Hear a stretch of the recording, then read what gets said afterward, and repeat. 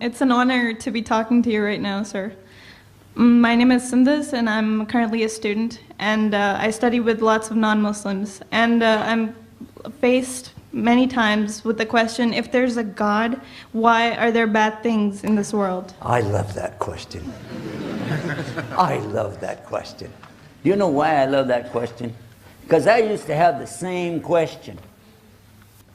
And anything and everything I looked at never answered that question until I came to Islam.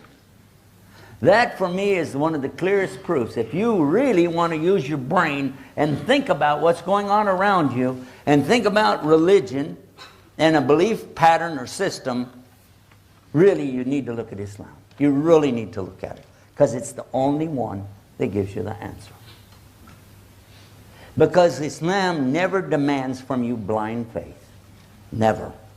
The only thing we are told in Islam, the only restriction, don't try to imagine what Allah is like. Don't imagine what Allah looks like. Don't get into that area, because you can't. You'll destroy your own brain. Other than that, ask. And on our website, watch out, here comes a commercial. On our website, islamnewsroom.com, we have that article featured more times maybe than almost anything else. If there's a God, why all of this chaos in the world? And that's our subject today, isn't it? All this chaos in the world. Tornadoes, earthquakes. We have an earthquake page on that same website. All about earthquakes. It updates every few minutes. You can see where the earthquakes are right now. And they have increased in intensity, just like Prophet Muhammad ﷺ said they would.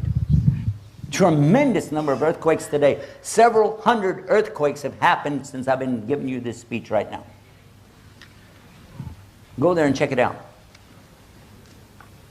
Along with that, pestilence, violence, wars, occupations. And I'm not talking about jobs. And family abuse. Serious problems. We even talked about a few of them, didn't we? Serious stuff. So if there's a God, why is all that stuff happening?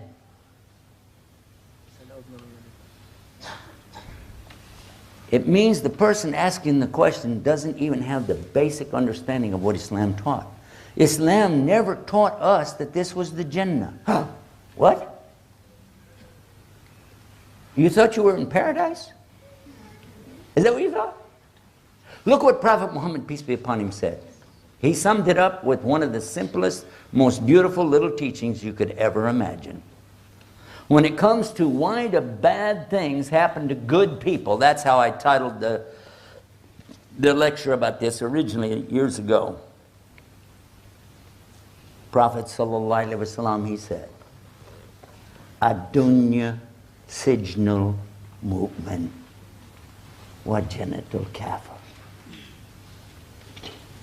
This material existence that we're in, called hayat dunya, life of this world, is a prison to a true believer, but it's the only paradise to a disbeliever.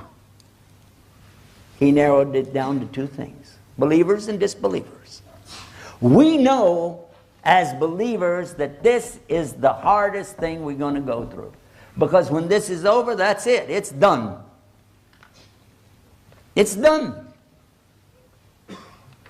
You're not going to be put in any more tests.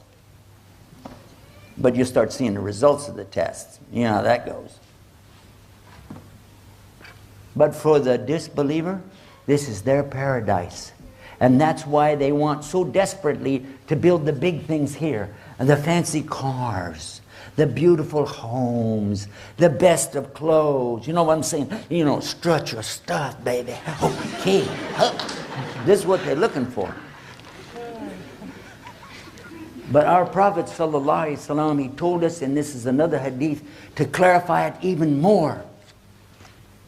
Because some of the companions were concerned about the same thing that you're concerned about with your question.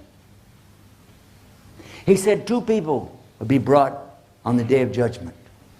One of them, he had everything he asked for in this life. Even to the extent when he was dying, he wanted a feast set before him, and he got it. The other person, he didn't get anything he asked for. Even to the extent when he was about to die, all he asked for was just a drink of water. And he didn't even get that. Now on the day of judgment, the one who had everything, he would be pushed into the hellfire.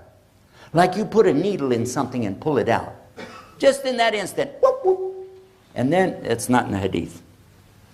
That whoop is not there. Don't look for that. He would be asked, in your whole life, remember he had everything. In your whole life, did you ever see any good? He'd say, well, in my whole life, I never saw anything good. It wiped it all out. The other man that had nothing, suffered in this life, would be put into paradise. Like you put a pin in something and pull it out. And then he would be asked, in your whole life, did you ever see anything bad? He would say, well, why? In my whole life, I never saw anything bad. No hardships. So the companions, still not quite satisfied with that one. They said, yeah, but, okay, so why this guy who had everything has to go to hell, and why the other guy goes to paradise? Oh. And Prophet ﷺ made it real clear. Nobody's perfect. Well, yeah, duh. I'm one of those not perfect guys. He said that nobody is perfectly good, and nobody's perfectly bad. The man who had everything in this life, actually he was a very bad person. Allah hated him. So we don't have that concept, by the way. God is love and He loves everything and everybody, no matter how bad they are. No, no, no, no. We know that God is the loving al-wadud and ready to love anything and everything that's good, but He's also capable of shadid al-iqab, dealing it out heavy duty, and you don't want to know about that. So this man who Allah hated, who had done so many monstrously bad things to people, yet he did some good deeds. So Allah paid him in this life for his good deeds. So he would not even smell the paradise. That he could be thrown directly right straight into hell. The other man, this gentleman, actually was very good. And Allah loved him. But he did some bad things. He made some mistakes. But because Allah doesn't want him to even smell the hellfire, not even for a nanosecond, so Allah let him have his punishment here in this dunya so that he could go straight into the paradise. Stop and think about it. Doesn't that make sense? Doesn't there really need to be a day of judgment? Because otherwise, how could any of us look at the things that are going on around us again and again and again and see how the tyrants and the aggressors and the oppressors throughout history again and again and again, not only do they win these battles and wars, but they go away with all the spoils of wars. Well, the really good people, the honest, kind, giving, generous, charity-giving people are suffering. Literally starving to death. But that's because this is a dunya. How many of you know what the word dunya really means? Raise your hand. You really know where it comes from? What's the source? Something really low. Really low in a base. Something so disgusting, right? Somebody'd go, oh man, got dunya on my shoe. Low. And that's what this universe is to Allah. How low? And again, we don't say, for Allah so loved the world. We don't have that. That's not our concept. Why do these people get these big this and big that and you see people of the West doing so and so and so. Muslims out here just, for food, trying their best, right? But look at this. Prophet ﷺ said it to his companions so they'd understand. If the universe and everything in it, hayat dunya wa ma fiha, everything in this universe was even worth a wing of a mosquito to Allah, then He would never give those bad people a sip of water to drink. Alhamdulillah Rabbil Alameen. Now we understand this is not our paradise. This is our chance to earn paradise, work for paradise, and get the mercy of Allah so we can go to paradise. Well, this is not our paradise. So when you see the bad things happening to the people here, just remember, the ones who are suffering the most here have the best chance to go to paradise. And those who have everything here, they have the least chance. I don't want to say it's impossible, but it sure ruins your opportunities. So this is why Muslims are constantly encouraging each other to, whatever you do, do it with a good intention for the sake of others. Now, some people will say, oh, wow, look the way they spent their money. Last night we were down in Abu Dhabi. Have you seen the big masjid down there? That's an amazing place. And people could say, oh, wow, look, they wasted their money. How do you say that? Why would you say that? How many people go there? Even tourists go there and want to know about it. They learn about Islam. And it's a big place to worship. How many of you have been there? Were you impressed? Yes or no? You were impressed. It was something big. It's amazing.